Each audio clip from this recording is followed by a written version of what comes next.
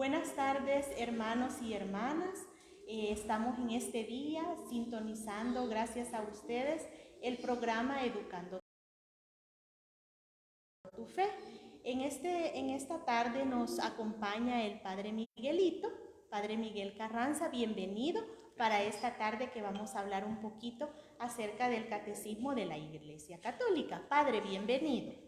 Gracias, Gaby, y gracias a todos aquellos hermanos que se conectan a esta plataforma para educar nuestra fe, ¿verdad? Ya que el programa se llama así, Educando tu Fe. Entonces, en este apartado o en esta tarde vamos a reflexionar sobre la transmisión de la revelación divina, ¿verdad?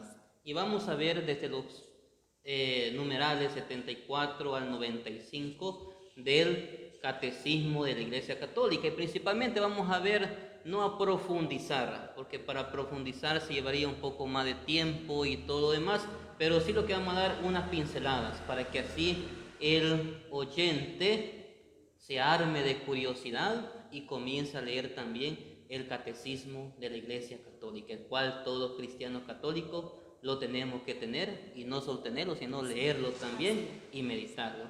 Entonces comencemos diciendo que esa transmisión de la revelación divina, ¿cuál es el fin? ¿Cuál es el fin de esta transmisión de la revelación divina? Y aquí el catecismo se basa en Timoteo 2:4, el cual dice: Dios quiere que todos los hombres se salven y lleguen al conocimiento de la verdad. Entonces la revelación, la transmisión de esta revelación es eso. Primero, para que los hombres se salven. Segundo, para que lleguen al conocimiento de la verdad. ¿Y quién es la verdad? Es el mismo Cristo, ¿verdad? Es el mismo Cristo que es la verdad absoluta. En esto encontramos también la tradición apostólica. La tradición apostólica dice principalmente: porque Cristo, nuestro Señor, plenitud de la revelación, mandó a los apóstoles predicar a todos los hombres el Evangelio como fuente de toda la verdad salvadora. Entonces, esta transmisión, Dios, por medio de la persona de Jesús, se la encarga a los apóstoles con este mandato: vaya. En este sentido viene la otra parte, que es el modo de transmitir. Es ahí que se le llama la predicación apostólica, el cual fue un medio que los apóstoles utilizaron para transmitir lo que se aprendió, lo que se escuchó oral. Cuando Jesús le dice a los apóstoles: vayan por todo el mundo y prediquen el Evangelio, los evangelistas, los apóstoles, no llevaban un libro y lo sacaban para predicar, no. ¿Cuál fue el modo? Fue oralmente, la forma oral. En primer lugar, la transmisión de esta revelación divina fue de una forma oral. El apóstol, el enviado por Jesús, iba transmitiendo esto de una forma oral. Luego, la segunda manera de esta transmisión se tiene la Sagrada Escritura o por escrito. Y ahí sí, ¿verdad? Terminando la primera generación de los apóstoles, se vieron la necesidad de los dichos de Jesús, del hacer de Jesús, del quehacer de Jesús, ponerlo por escrito. Y ahí vemos los libros de Lucas, tanto su Evangelio como su primer libro de los Hechos de los Apóstoles, que dice: querido Teófilo, muchos han tratado de escribir y de ordenar la enseñanza de Jesús, y hoy yo también escribo. Entonces vemos que ya se comienza a ver la necesidad de poner todo por escritos, los dichos de Jesús, el quehacer de Jesús y todo lo demás, ¿verdad? Entonces son dos formas, hemos dicho, de esta revelación: oralmente y por escrito. Luego también sigue la cuestión esta de la sucesión apostólica. Ciertamente, los apóstoles iban a morir. Entonces había necesidad de elegir a hombres y mujeres que siguieran esta transmisión. Por eso se ve la necesidad de que este evangelio se conserve siempre vivo y entero en la iglesia. Es ahí que los apóstoles nombran a sucesores, a los obispos, luego a los presbíteros y luego a los encargados también. Todo esto lo deja encargado del magisterio, la enseñanza, ¿verdad? La enseñanza. Vemos pues que cómo se va prolongando poco a poco. En un primer lugar, de forma oral, luego ya la forma escrita. No basta eso, sino también falta la sucesión de los apóstoles. Ya los apóstoles comienzan a nombrar a sus sucesores, a obispos, llenos del Espíritu Santo, con un perfil que dé testimonio de esa transmisión, guardando siempre el depósito de la fe. Entonces esa transmisión viva, llevada a cabo en el Espíritu, es llamada la tradición. ¿Por qué tradición? Porque no hay un documento que lo ampare, sino solo se escucha que se ha transmitido poco a poco. Entonces la tradición, ¿verdad? Pero en cuanto escrito en la Sagrada Escritura, aunque claramente ligada a esta, es decir, que tradición y Sagrada Escritura no se pueden separar. Vienen de la mano. Por eso se dice que dentro de la iglesia hay tres pilares fundamentales: la tradición, la escritura y el magisterio. Son estos tres pilares el cual la iglesia siempre se va manteniendo, siempre. Es pues que así se llega. Entonces, ¿cuál es la relación entre revelación y tradición y Sagrada Escritura? O podríamos decir mejor, ¿cuál es la relación entre la tradición y la Sagrada Escritura? Surge esta pregunta, porque habíamos dicho antes, la forma oral y la forma escrita, pero ¿cuál es la relación que existe entre ellos? Entonces, en un primer lugar podemos decir que tradición y Sagrada Escritura están íntimamente unidos y compenetrados. ¿Qué quiere decir esto? Que no se puede separar. Si se separa una, entonces corre el riesgo en caer en un extremo. Entonces no, ¿verdad?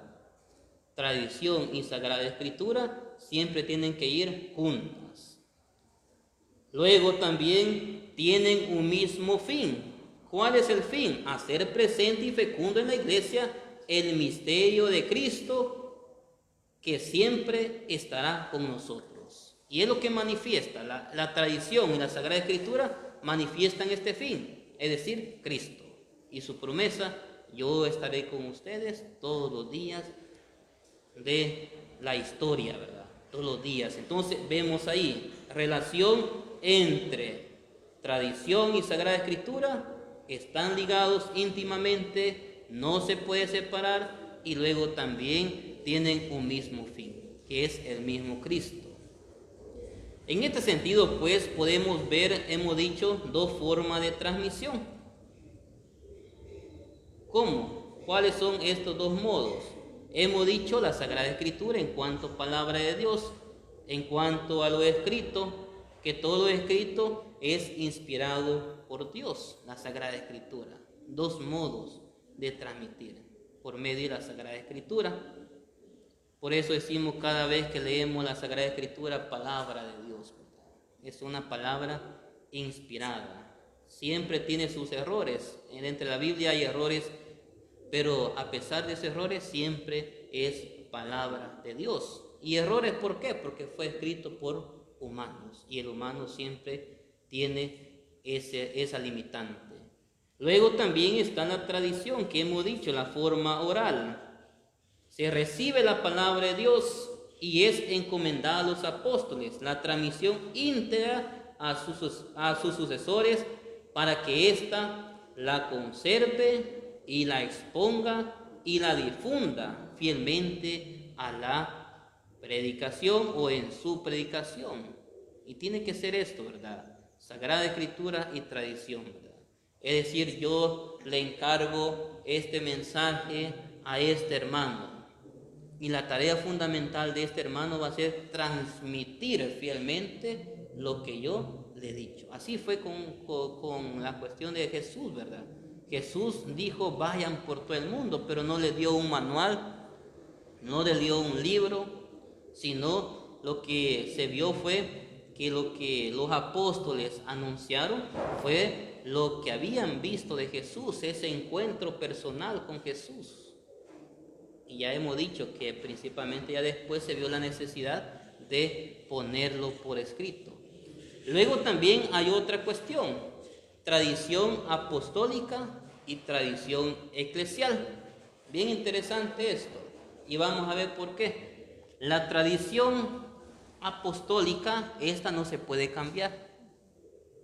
Esta no se puede cambiar. Por eso dice San Pablo, si un ángel viniera del cielo o viniera otro apóstol predicando diferente el evangelio el cual yo les transmití a ustedes, dice San Pablo, sea anatema, es decir, sea maldito. Bien fuertes las palabras de San Pablo.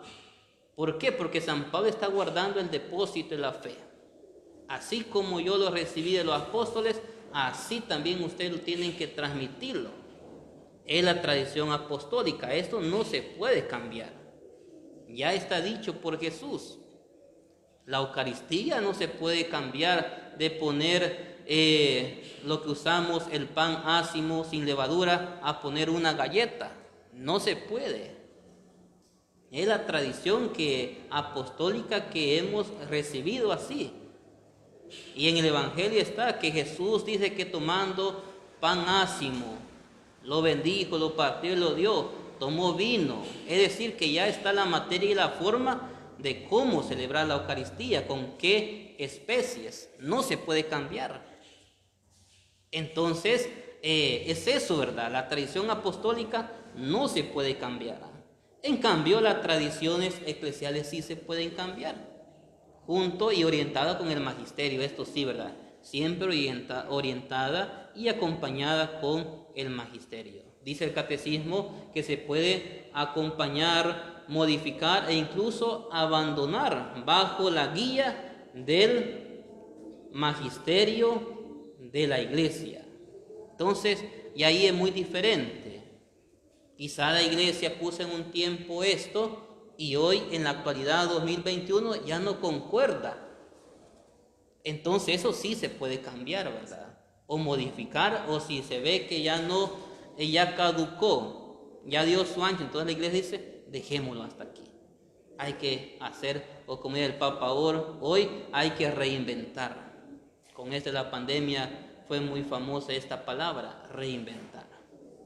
Entonces, eso, ¿verdad? Por ejemplo, tenemos algo aquí que se llama el bautismo. Antes era obligación bautizarlos en un río, ¿verdad? Pero hoy en día ríos puros y sanos no hay, todos están contaminados. Entonces eso se le llamaba el de inmersión, se sumergía, inmersión. Y hoy no, ¿verdad? Hoy es otro bautizo, no es el otro bautismo, perdón, sino es el mismo, pero con diferente forma. Yo te bautizo en nombre del Padre, el Hijo y el Espíritu Santo. Nunca se cambia la forma, la fórmula, no se cambia la materia, que es el agua, no. Se cambia la cuestión del ritual. Ya vimos que la cuestión del bautismo en el río funcionó en un tiempo, sí, pero hoy se hace esta forma, se modificó. Es la palabra, ¿verdad? Se modificó. Entonces vemos la diferencia ahí, ¿verdad? Tradición apostólica no se puede cambiar. Tradición eclesial sí se puede cambiar. Sí se puede cambiar dependiendo del tiempo o momento histórico el cual se vive la iglesia. Y frente a eso también surge la interpretación del depósito de la fe. El depósito de la fe. Este depósito de la fe es confiada a los apóstoles junto con la iglesia. Esa es dada. Los apóstoles incluso mueren, los primeros cristianos mueren por mantener firmes y fiel a este depósito de la fe. Entonces, la interpretación de esto solo le compete al magisterio de la iglesia. Interesante. Solo ellos pueden decir esto sí, esto no.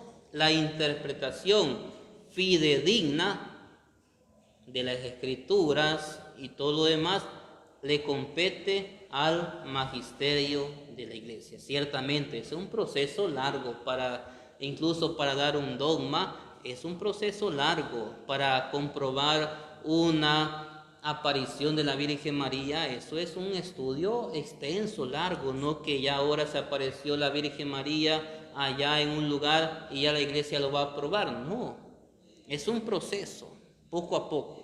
Es un proceso poco a poco el cual se va viendo si esta aparición o esta interpretación es de Dios. Es de Dios. La iglesia, como muchos dicen, la iglesia está retrasada. No es que esté retrasada. No, la iglesia comprueba. La iglesia ve que este proceso sea auténtico de Dios, para que así en un futuro no refute esto. Porque hay equivocaciones también. Entonces la iglesia es esto, es preventiva en este sentido. Entonces surgen los dogmas. Entonces, pero antes en la interpretación, allá me pasé al dogma, pero en la interpretación no quiere decir que el magisterio esté sobre la palabra. Es decir, el magisterio tiene todo el poder de interpretación, pero eso no quiere decir que el magisterio, es decir, el papa, los obispos, los cardenales, estén sobre la palabra. No, lo contrario. El magisterio está al servicio de la palabra, que es otra cosa, ¿verdad? Es otra cosa. Al servicio de la palabra. Es decir, que el magisterio es servidor de la palabra, podríamos llamarle así. Servidores de la palabra. Entonces, ¿esto para qué? Para enseñarla puramente, para no perder esa pureza, para no perder la esencia del cual Jesús se la dio a sus apóstoles y que nosotros por 2021 años la hemos conservado tal como Jesús nos la enseñó. Entonces, teniendo claro esto, que la interpretación del depósito de la fe le corresponde solo al magisterio, pero eso no quiere decir que el magisterio esté encima de la palabra, no, sino lo contrario, está al servicio de la palabra. Luego los dogmas, pues, ya con la autoridad, ejerce esta autoridad que tiene por Cristo. Cristo le da esta autoridad cuando se define un dogma. ¿Y qué es los dogmas? El catecismo lo define así: son luces en el camino de nuestra fe, lo iluminan y lo hacen seguro. Entonces son eso, ¿verdad? Los dogmas son eso, son luces que la iglesia nos va dando para aumentar nuestra fe, para sentirnos seguros. El dogma de la Sagrada Eucaristía, que en la presencia que en la especie de pan y vino se encuentra la presencia de Jesús. El dogma de la Santísima Trinidad, el dogma mariológicos o marianos, son dogmas que nos van ayudando a confortar nuestra fe. Por eso la iglesia los pone. Y vuelvo y repito, para declarar un dogma no es de la noche a la mañana, no, es un proceso. Hay dogmas que han durado hasta 500 años para la aprobación, es decir, que murieron estos hermanos, luego siguieron otros estudiando y llegaron al final, ¿verdad? Entonces son dogmas pues que nos ayudan y el cual ya cuando tienen la certeza que son cosas de Dios, lo declaran dogma, es decir, una verdad irrefutable. Entonces, pero también a pesar que el magisterio tenga esta autoridad de declarar dogmas, también hay un elemento bien esencial que el catecismo pone, que es el sentido sobrenatural de la fe. ¿En qué? Dice, sin embargo, este sentido sobrenatural de la fe, es decir, que todos los fieles tienen parte de la comprensión y en la transmisión de la verdad revelada. ¿En qué sentido? Es decir, se aparece un ejemplo muy clásico, muy común, pero también muy amado, es la aparición de la Virgen de Guadalupe. Comenzó con una persona, Juan Diego, luego no le creyeron, pero luego comenzó a contagiar, llamémosle así, a otros. Al final de tanto, esto fue una totalidad de fieles que creían en la aparición de la Virgen de Guadalupe, o llamemos también en la Virgen de Lourdes, de Fátima, que ya no era uno, sino eran la mayoría. Es decir, que también el pueblo de Dios tiene ese sentido sobrenatural, y la iglesia ve eso, la iglesia analiza eso. ¿Por qué? Porque ya teniendo todos que están convencidos de esa aparición, de ese dogma, y ya la iglesia comienza a estudiar. ¿Por qué? Porque la totalidad de los fieles no se puede equivocar. No se puede equivocar. No se puede equivocar. Entonces es en este sentido, ¿verdad?, que también existe este sentido sobrenatural de la fe. Dice, la totalidad de los fieles no pueden equivocarse en la fe. Por ejemplo, las apariciones, me ha dicho.